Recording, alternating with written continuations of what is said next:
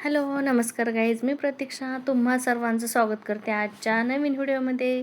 कसे आहात तुम्ही? ठीक आहात का? तर आज आहे आषाढी एकादशी. आषाढी एकादशीच्या तुम्हा सर्वांना माझ्याकडून खूप साऱ्या शुभेच्छा.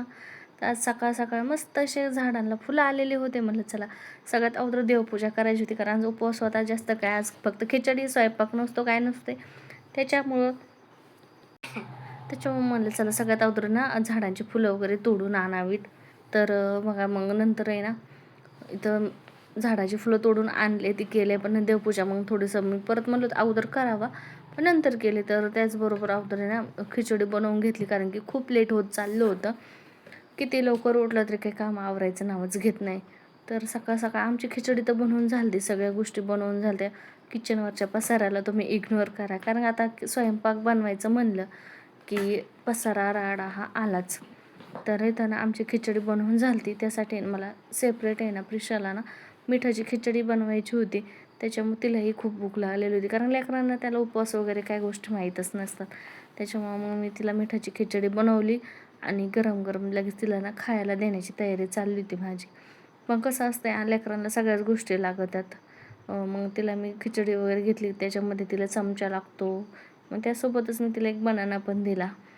आणि आज माहीत नव्हतं ते उपास किती वेळ पकडले, किती वेळ नाही पकडत बरं का.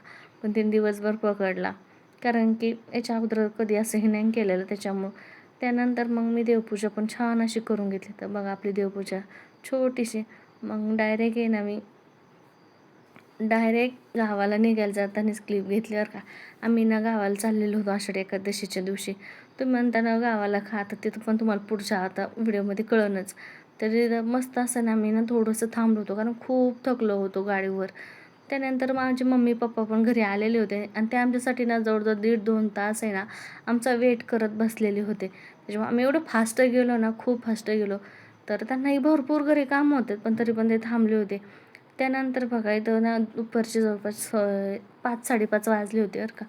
त्यानंतर आम्ही ना मस्त अशी ना रांगोळी वगैरे काढायला घेतली. आणि वातावरण तर तुम्ही पाहू शकता कसं डेंजर वातावरण झालं. तर तुम्ही म्हणता ना अच्छा रांगोळी वगैरे का काढायला लागलीस बरं दुपारी. तर आहे ना माझ्या सासूबाई ना पायी दिंडीमध्ये ना पंढरपूरला गेलेल्या होत्या, आणि त्यांचं छोटंसं असं आहे ना आपापल्या बहिणी ना छोटंसं वेलकम आम्हाला करायचं होतं त्यांचं बरं का. त्याच्यामुळे नाही तर आमची छोटीशी तयारी चालली होती. मस्त छान छान आम्ही दोघीजणी मिळून रांगोळी वगैरे काढत होतो. तर बघा इथं मस्त अशी रांगोळी काढलेली आहे, तुम्ही पाहू शकता. आणि छोटंसंच वेलकम केलं आहे, असं काय मोठं नाही बरं का. पण ही छोटंसं वेलकम आहे ना त्यांच्या डोळ्यात तुम्हाला दिसणंच.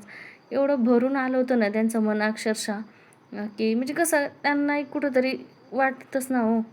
तर इथं बघा त्यांची एंट्री पण झाली होती.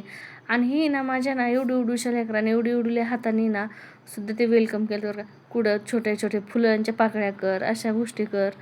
आणि त्यानंतर असं रांगोळीमध्ये कलर भर. आणि हे बघा त्यांच्या नातवांना पण एवढा इंटरेस्ट होता की कधी येतात कधी येतात.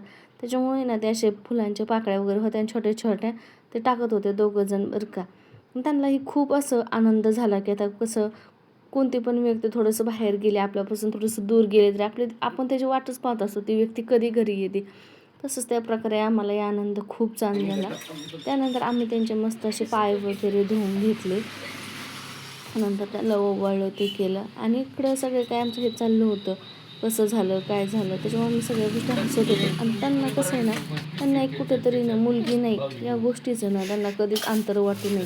त्यासाठी आम्ही जेवढं काय आमच्या पद्धतीने करता येते गोष्टी तसं आम्ही करत असो. कसं असतं प्रत्येकाला अशी उणीव भासू नये की मला मुलगी नाही, माझी मुलगी असं झालं असतं, माझी मुलगी असती तर तसं झालं असतं. त्याच्यामुळे तेवढी तर काळजी आम्ही घेतो बरं का. तर इथं मस्तपैकी आहोंनी ना त्यांच्या आईचे पाय वगैरे धुवून घेतले, म्हणजेच माझ्या सासूबाईचे. त्यानंतर आम्ही छान असं त्यांना ओवाळून घेतलं, त्यांचं छान असं साखर देऊन गोड तोंड केलं. इकडं मुलांचं गोंधळ चालू होतं. मुलांचं आल्याच काय झालं होतं म्हणतात, ताई आम्हाला काय आणलं तू, म्हणजे ते त्यांच्या आजीला ताई म्हणतात. असं म्हणजे काय आणलं काय नाही विचारतात. ट्युशनला